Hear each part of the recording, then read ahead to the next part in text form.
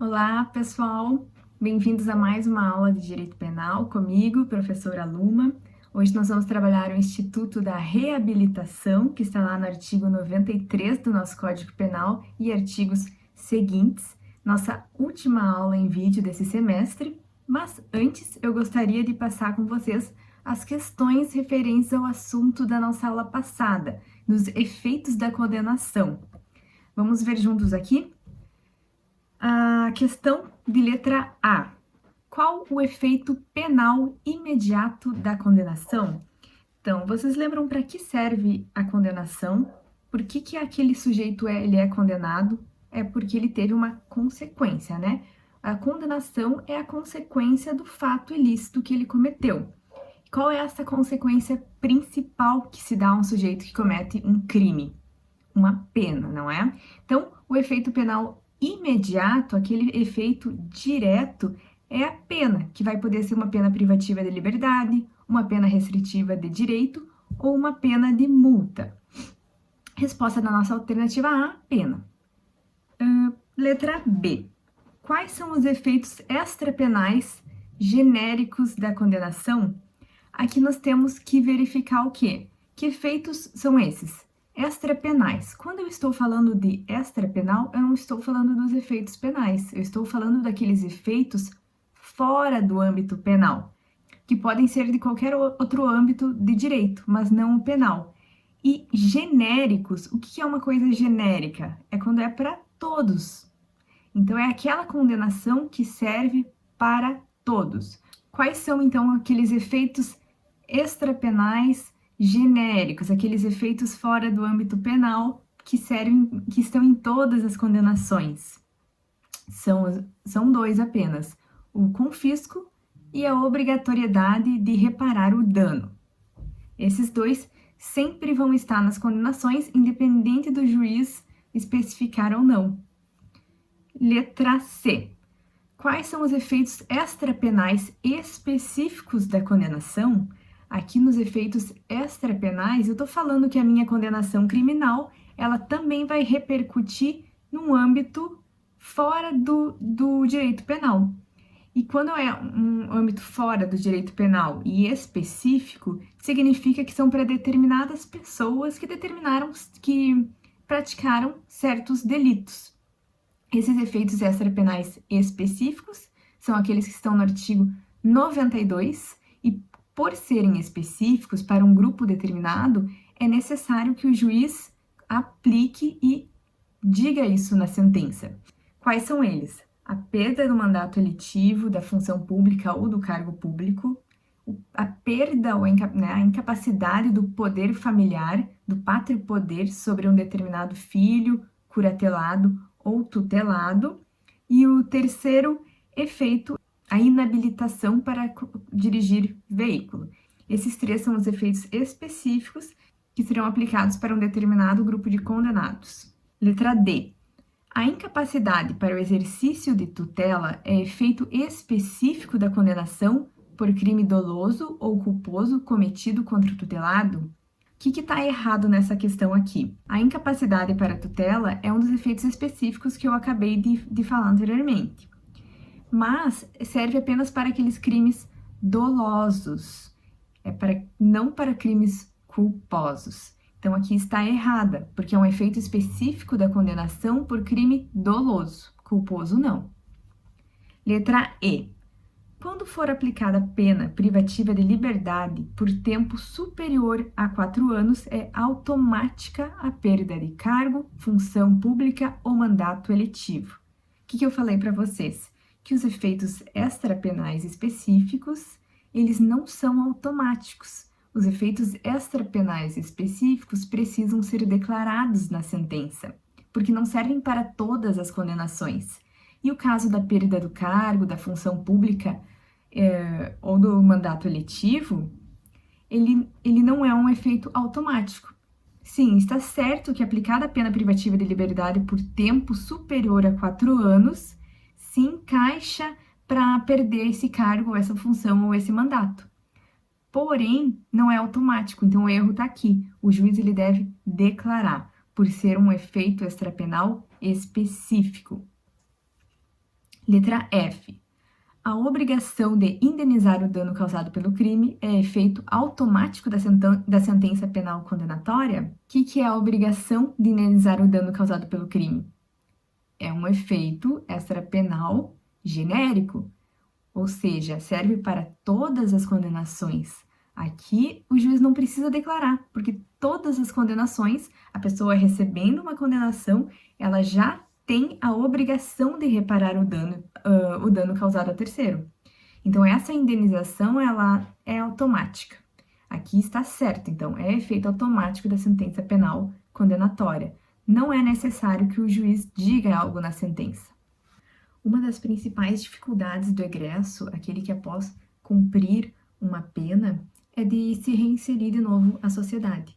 Muitas empresas não querem dar uma oportunidade àqueles que já cumpriram pena, aos que já foram condenados. E é para isso que vem a ação da reabilitação. Esse instituto, na verdade, é uma ação que vai facilitar esse reingresso do ex-condenado. Depois de ele ter cumprido a sua pena, passa-se um lapso temporal, um determinado tempo, ele vai poder ingressar com essa ação para ter o sigilo das suas anotações criminais.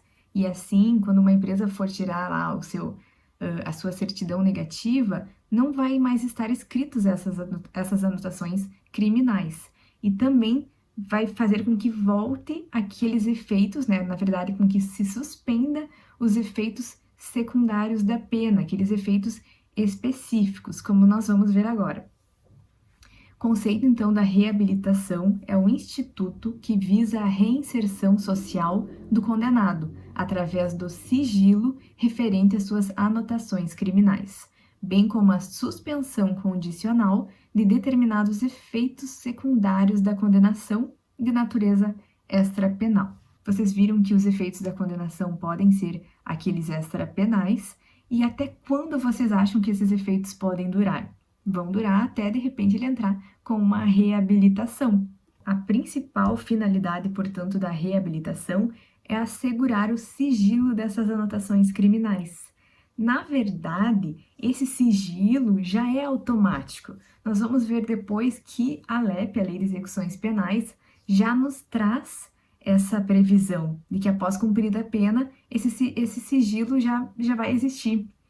Porém, existem algumas nuances aqui que é só a ação da reabilitação que vai dar conta.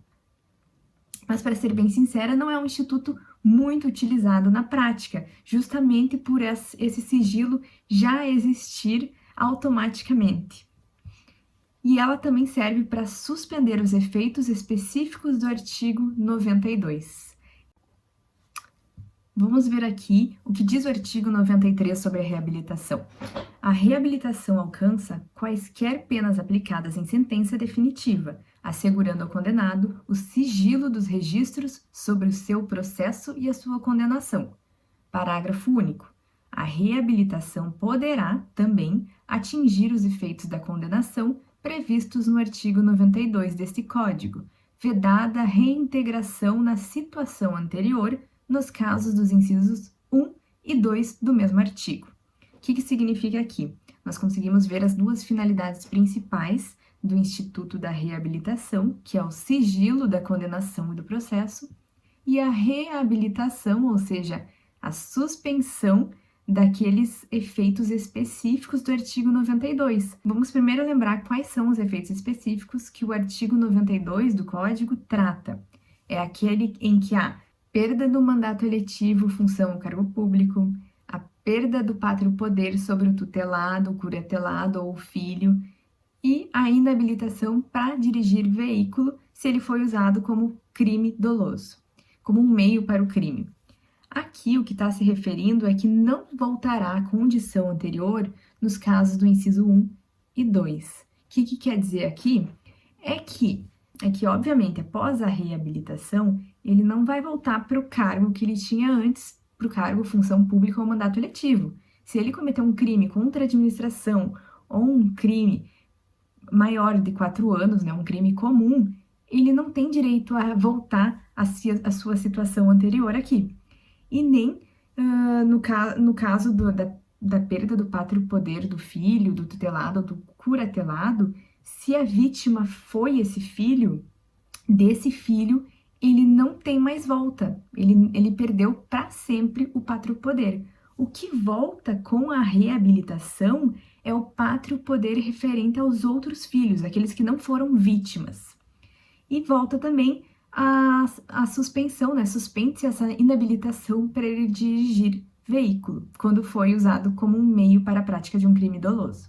Então, essa ação de reabilitação, apesar de não ser muito usada, ela é bastante usada para suspender esses efeitos, para a pessoa poder voltar a dirigir, por exemplo. Agora, voltando aqui no caso da perda do pátrio poder do tutelado, aqui, só para ficar um pouco mais claro, né? Então, quando a pessoa é condenada a um crime doloso contra um filho, um curatelado ou um tutelado, que é aquela pessoa que ele tinha o dever de cuidar, ela vai perder esse pátrio poder, vai perder a responsabilidade sobre essas pessoas. Mas é para sempre? É para sempre apenas para aquela vítima. Vamos lembrar aqui aquele caso que eu sei que a maioria, ou se não todo mundo conhece, dos Nardoni. Vamos supor que a Isabela não tivesse morrido. Na sentença condenatória, eles têm como efeito extrapenal a perda do pátrio poder dos filhos. Se eu não me engano, eles têm outro filho, né? Apesar da mulher lá ser a madrasta. O pai, após a reabilitação, ele vai poder ter de volta o pátrio poder sobre aquele filho. Mas caso a Isabela tivesse sobrevivido, ele nunca mais teria o poder familiar sobre a Isabela. Deu para entender aqui? Então é vedada, ou seja, proibida a reintegração dessa situação anterior, nesses casos que eu falei aqui para você, do mandato eletivo, cargo ou função pública e do pátrio poder referente à vítima. O sigilo das condenações, como eu falei para vocês, é automático e já está previsto na Lei de Execuções Penais. Vamos ler aqui o que diz no artigo 202 desta lei, né, a famosa LEP. Cumprida ou extinta a pena, não constarão na folha corrida atestados ou certidões fornecidas por autoridade policial ou por auxiliares da justiça, qualquer notícia ou referência à condenação, salvo para instruir processo pela prática de nova infração penal ou outros casos expressos em lei. O que esse artigo está nos dizendo aqui é que, cumprida ou extinta a pena, vai ser automático esse sigilo. Mas então qual é a diferença do sigilo, esse automático, para o sigilo que eu vou adquirir com a reabilitação? Com a reabilitação, esse sigilo é muito mais amplo. Esse sigilo automático de que trata a LEP, de quando eu já for extinta a pena ou tiver cumprida por qualquer maneira, ele vai ser um sigilo referente apenas aqui à autoridade judiciária, à autoridade policial e aos membros do Ministério Público vão ter acesso a essas anotações criminais.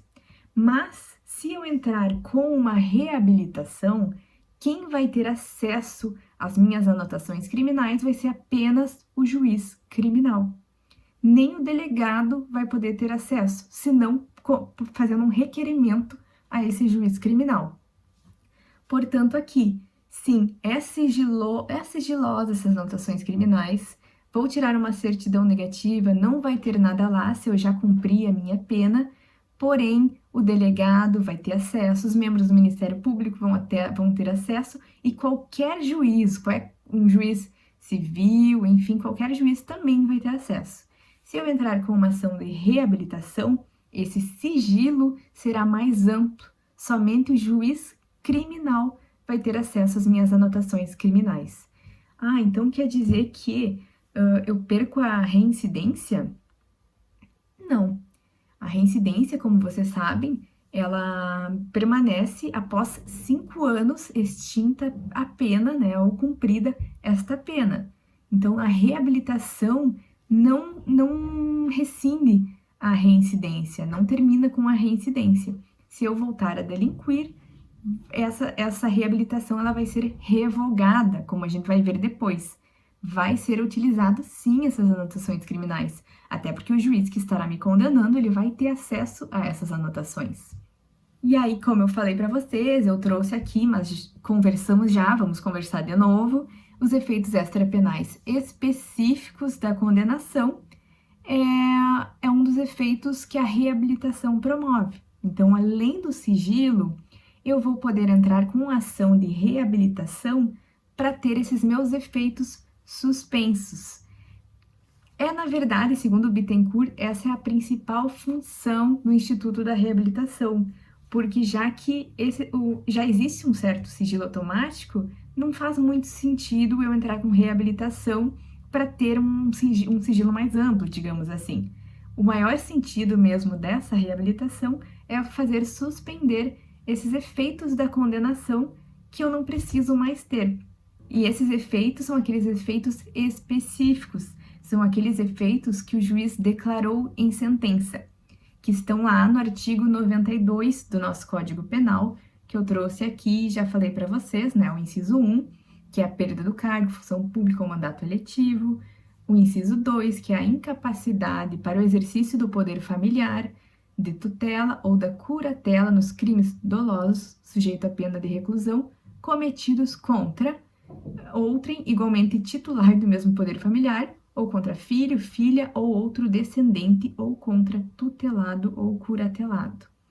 Mas lembrem aqui que quando eu entrar com a reabilitação, aquele filho que foi vítima de um crime doloso que eu cometi contra ele, eu não vou mais poder ter acesso a esse poder familiar.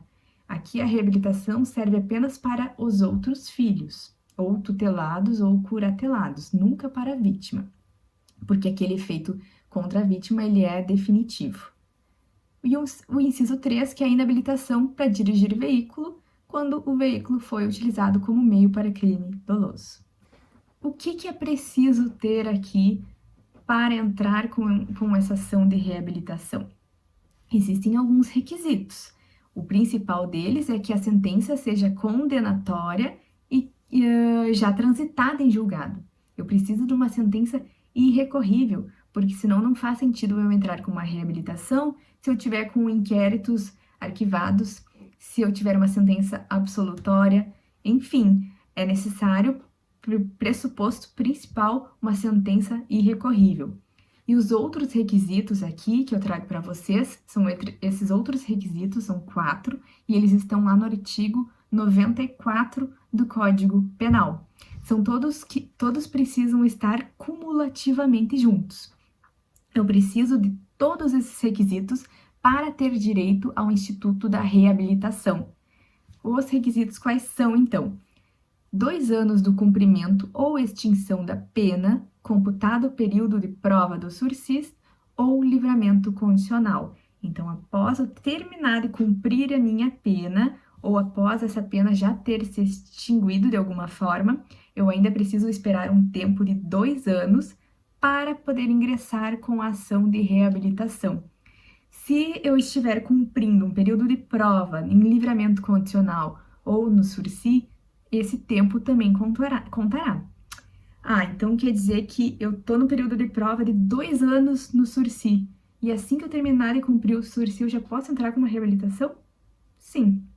A lei nos diz que computa esse tempo, então passados 2 anos, computado mesmo o tempo de prova do sursis, eu já tenho direito a ingressar com essa ação. Tem que ter também domicílio no país durante referido prazo, ou seja, 2 anos.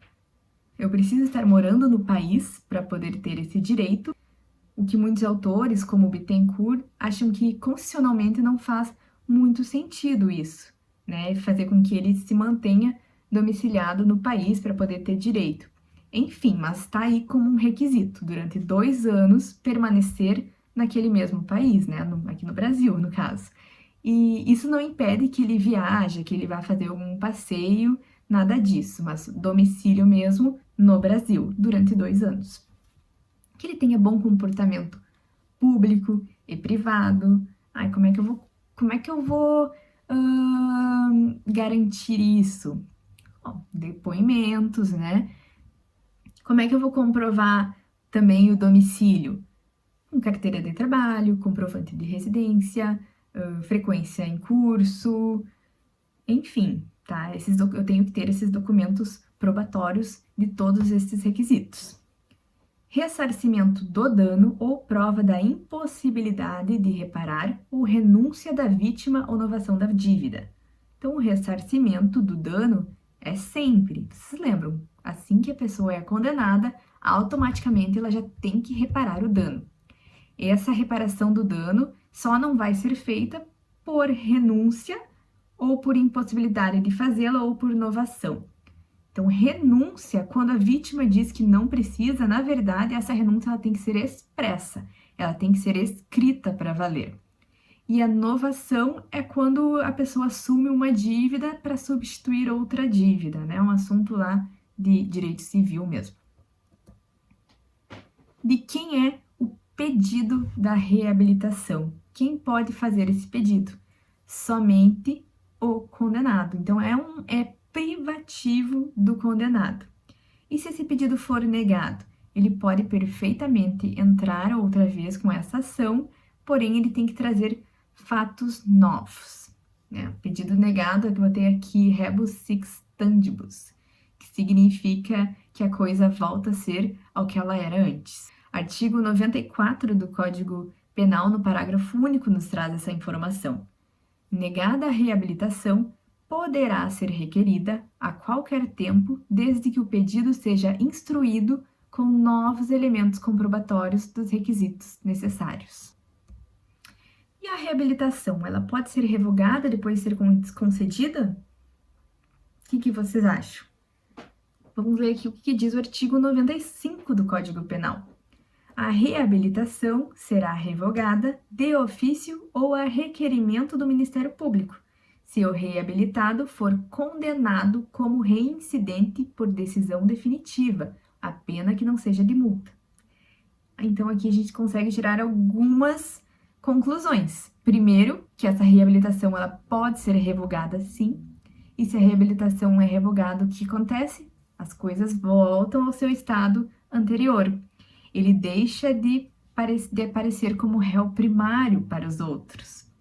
E os seus efeitos secundários da condenação permanecem. A reabilitação, então, ela pode ser revogada de ofício. O que significa ser de ofício? O juiz mesmo pode dar lá um canetaço, não precisa que ninguém peça por isso, ele só vai ver ali se ele for reincidente em outro crime, né? Se ele for condenado por outro crime dentro de 5 anos, o juiz percebendo isso já dá de ofício essa revogação da reabilitação. Então, atenção aqui, a sentença dessa nova condenação precisa ser definitiva. Então, o juiz ele espera que essa sentença transite em julgado e aí ele revoga a reabilitação. Mas o condenado ele precisa ser reincidente. E para ser reincidente, ele precisa do quê? Ele precisa ter cometido um crime durante esses 5 anos após extinta ou cumprida a pena. Porque vocês lembram, e eu vou repetir aqui mais uma vez nesse vídeo, que quando o condenado cumpre a pena, termina de cumprir a pena, por exemplo, ele pegou 5 anos de prisão, ficou lá fechado 5 anos.